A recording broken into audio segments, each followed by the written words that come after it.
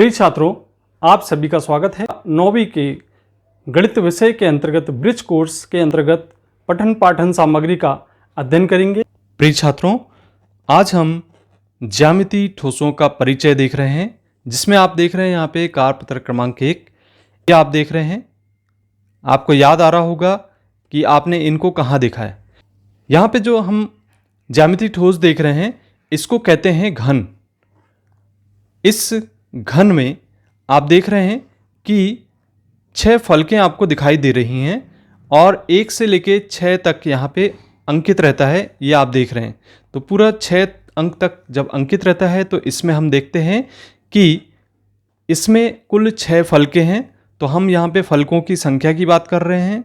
फलक कुल 6 है। आप देख रहे हैं बच्चों, यहाँ पे ये जो इसका फलक दिखाई दे रही है ये वर्ग के आकार की है। कहने का तात्पर्य यह है कि ये एक वर्गाकार आकृति होती है। पूरी फलकें आप देख रहे हैं इसकी वर्गाकार हैं और ये वर्ग के आकार की ही दिखाई देती हैं। तो बच्चों, इसमें जो फलकें हैं वह वर्ग के आकार की। इसका तात्पर्य है कि इसकी जो भुजाएं हैं वो आपस में बराबर हैं। तो ये चारों भुजाएं इसकी बराबर हैं। इस प्रकार से जो इसकी भुजाएं हैं, कुल भुजाएं इसकी 12 हैं। तो भुजाओं की संख्या हम देख रहे हैं 12 हैं। इसी प्रकार से बच्चों, यहाँ पे आपको ये शीर्ष दिखाई दे रहे हैं, जहाँ पे 3 भुजाएं आकर एक स्थान पर मिल रही हैं, इनको हम कह रहे हैं शीर्ष। तो कुल शीर्ष की संख्या आप देख रहे हैं यहाँ पे, आपको यहाँ पर 8 दिखाई दे रहे हैं। आप गिन लें इनको चाहे तो। इसमें आपके पास जो पासा है उसमें आप गिन लें। तो इस प्रकार से कुल शीर्षों की संख्या आपकी यह 8 हो गई। अब बच्चों, इसमें विकर्ण भी होते हैं। तो बच्चों, यहाँ से अगर हम यहाँ तक ले लें, एक विकर्ण होगा, इसका यहाँ से यहाँ तक दूसरा विकर्ण, और यहाँ से यहाँ तक तीसरा, और यहाँ से यहाँ तक चौथा। तो इसमें विकर्ण की संख्या आपको पता होना चाहिए। तो विकर्ण इसमें 4 होते हैं। तो इस प्रकार बच्चों, ये हमने घन की आकृति से परिचित हो गए। अब बच्चों, आपको ये आकृति दिखाई दे रही है और इसमें भी आप देखते हैं कि 6 फलकें हैं। इससे परिचित हैं आप। इसको कहते हैं, जी हाँ, माचिस। आपने कक्षा में डस्टर, चाक का डब्बा, ये सभी आपने देखा होगा। इस प्रकार की आकृति को हम कहते हैं घनाभ। तो इस आकृति से हम भली भांति परिचित हैं। इस आकृति को देख रहे हैं हम कि यहाँ पे जो फलकें हैं लंबाई होती है, चौड़ाई होती है और इसकी ऊंचाई होती है। तो बच्चों, इस प्रकार से आप देख रहे हैं ये फलक, इसकी सभी फलकें आयत के आकार की दिखाई दे रही, आयताकार, जिसमें लंबाई और चौड़ाई होती है। तो बच्चों, इसमें कुल फलक यहाँ पे आप देखते हैं, जो इनका साइड है उसको हम यहाँ पे कुल फलकें आपकी 6 दिखाई दे रही हैं। यहाँ पे आप माचिस को देख सकते हैं कि यहाँ पे 1 2 3 4 पीछे की ओर, और ये 5 साइड में, और नीचे की ओर 6। तो इस प्रकार से कुल फलकों की जो संख्या है वह 6 है। और इसमें कुल भुजाओं की संख्या, तो भुजाएं इसमें भी आप देख रहे हैं, गिन लें तो यहाँ पर भी 12 भुजाएं स्थित हैं। और इसमें कुल शीर्ष जिसकी हम बात करते हैं, तो यहाँ पे जो कोने दिखाई देते हैं वह कुल 8 हैं। और इसके अलावा आप बच्चों देख रहे हैं यहाँ पे, अगर हम विकर्ण देखें तो यहाँ पर भी विकर्ण की संख्या कुल 4 दिखाई देती है। तो बच्चों, इस प्रकार से ये इस घनाभ आकृति की पहचान हमें करना है। इसका चित्र इस प्रकार से हमें बनाना है।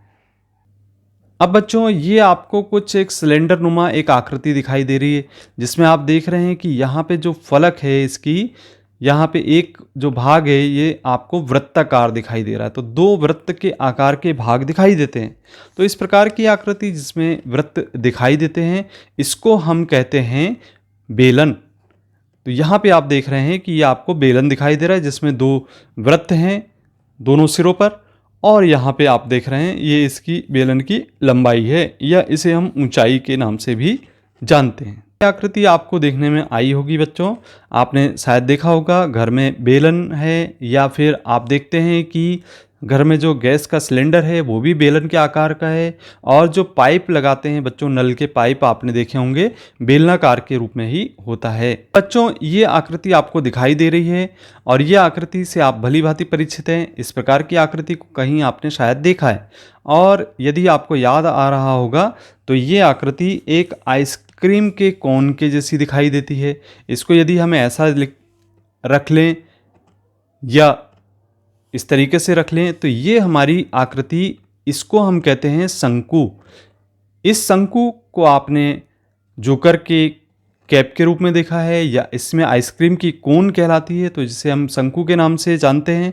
अब बच्चों यहाँ पे इसकी ये जो हाइट है ये कहलाती है त्रियक ऊंचाई, और जो बीच में जो हाइट दिखाई दे रही है उसको हम ऊंचाई लेते हैं। और यहाँ पे इस भाग में आप देख रहे हैं वृत्त बन रहा है, तो यहाँ पे वृत्त का व्यास प्राप्त हो रहा है और इसका आधा कर देंगे तो ये इसकी त्रिज्या होती है। अब बच्चों इस आकृति से भी आप भली भांति परिचित हैं। ये आपको गोले के आकार की दिखाई दे रही। जी हाँ, आपने गोला देखे हैं और यह गोला आपको बॉल के रूप में आपने देखा होगा। आप क्रिकेट की गेंद खेलते हैं, फुटबॉल खेलते हैं, तो ये सभी गोलाकार होती हैं। इसमें ये ठोस आकृतियों से हमने देखा कि ज्यामितीय ठोस आकृति कितने प्रकार की हैं। आइए बच्चों अब हम कारपत्र क्रमांक 1 को सरल करते हैं। तो चलिए बच्चों, यहाँ पर हमें कारपत्र क्रमांक 1 में देख रहे हैं कि प्रश्न लिखा हुआ है घन एवं घनाभ की उनकी विमाओं के आधार पर पहचान करें। तो यहाँ पे हम देख रहे हैं कि वस्तु का नाम लिखा हुआ है चाक का डिब्बा, लंबाई दी गई है 5 सेंटीमीटर, चौड़ाई दी गई 5 सेंटीमीटर और ऊंचाई दी गई 5 सेंटीमीटर। तो हमने जैसा कि बताया कि यदि सभी भुजाएं समान हैं, लंबाई समान है, तो उस आकृति को हम घन के नाम से जानते हैं। अब बच्चों दूसरा प्रश्न आपको दिखाई दे रहा है। यहाँ पर दूसरे प्रश्न में आप देख रहे हैं कि मिठाई का डब्बा जो कि 7 सेंटीमीटर लंबा है, 6 सेंटीमीटर चौड़ा है और 4 सेंटीमीटर ऊंचा है। तो इस प्रकार की आकृति जिसमें भुजाओं की लंबाई, चौड़ाई और ऊंचाई तीनों अलग अलग हैं, उसको हम कहते हैं घनाभ। तो इसे हम लिखेंगे, इसका आंसर घनाभ। आकृति हमें पहचान कर लिखना है घन अथवा घनाभ में से। तो तीसरा प्रश्न है, यहाँ पे पासा आपको दिखाई दिया था जिसमें लंबाई, चौड़ाई और ऊंचाई सभी बराबर थी, आपने देखा था, तो इसे हम घन के रूप में जानते हैं। और अंत में यहाँ पर जो अंतिम है, माचिस की डिब्बी भी आपको दिखाए थे जिसमें लंबाई, चौड़ाई और ऊंचाई क्रमशः 1, 2, 3 सेंटीमीटर हैं, तो इसे हम कह रहे हैं घनाभ। तो इस प्रकार से बच्चों ये पहले कारपत्रक को सरल करना था। आइए अब हम कारपत्रक 2 की बात करें। तो बच्चों ये है कारपत्रक क्रमांक 2 का प्रश्न। निम्नलिखित कथन सत्य हैं या असत्य बताएं।